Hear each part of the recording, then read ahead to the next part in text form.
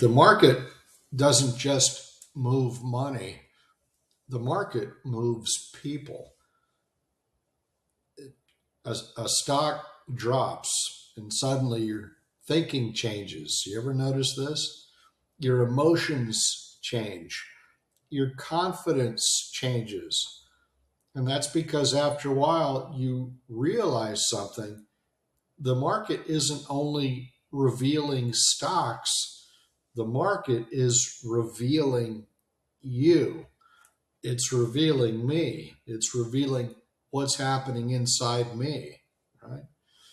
My name is Jack Carter. I write about self observation, psychology, investing, and the emotional side of human behavior. Today, I want to talk about something most investors eventually experience. Things like why do we sell when we should hold? Why do we hold when we should sell?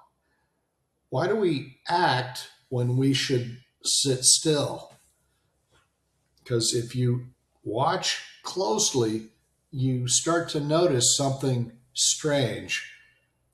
The same person who calmly bought a stock becomes emotional once the stock starts moving.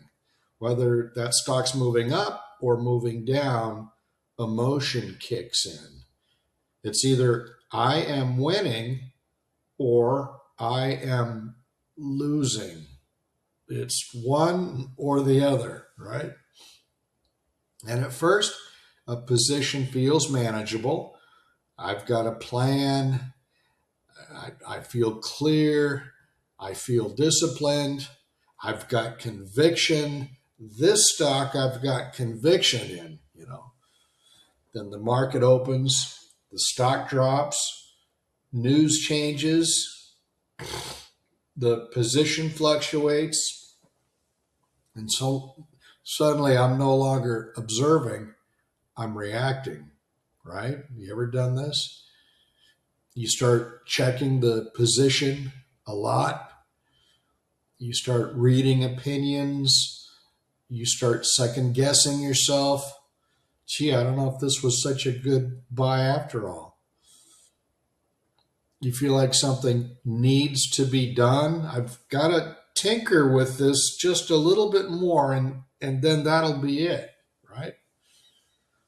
The thing is, the pressure isn't coming from the market at all. The pressure is coming from inside me. See? One of the most important things I've noticed about markets is this.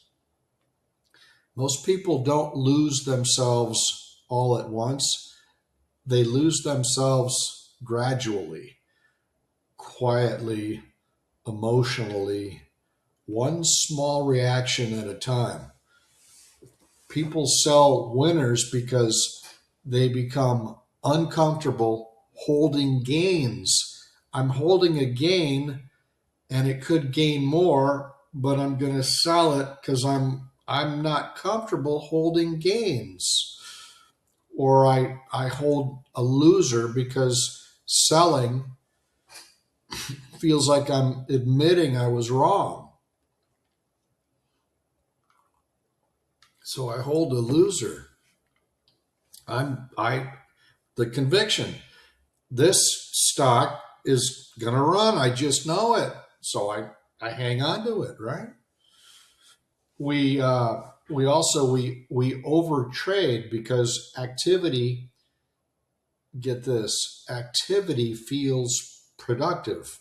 If I'm doing something, I feel productive, right? The thing is, activity and progress with your account, they're not always the same thing.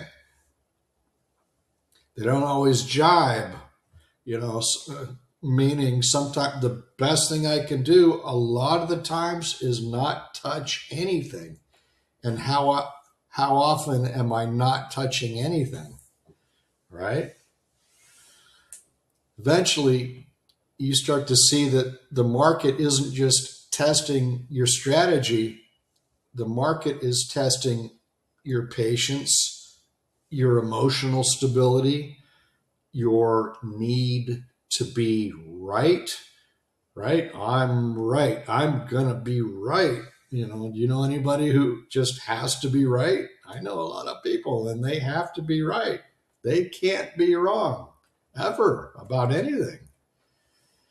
So all of this, I mean, there's a lot going on emotionally, psychologically with, investing, trading, the market, being involved with it.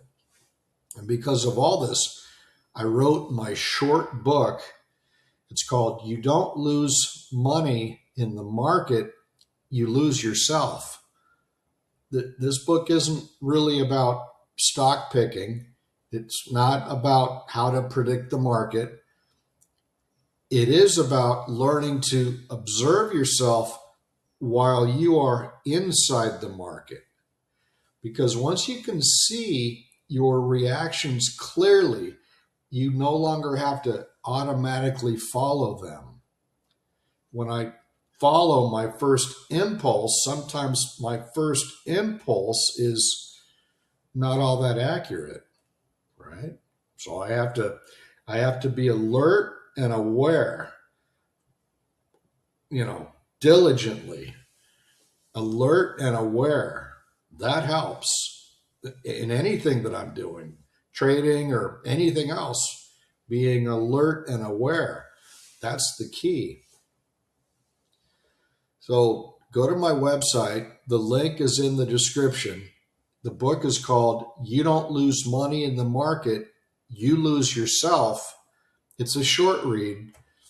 It may completely change the way you think about fear, pressure, investing, and your relationship to uncertainty.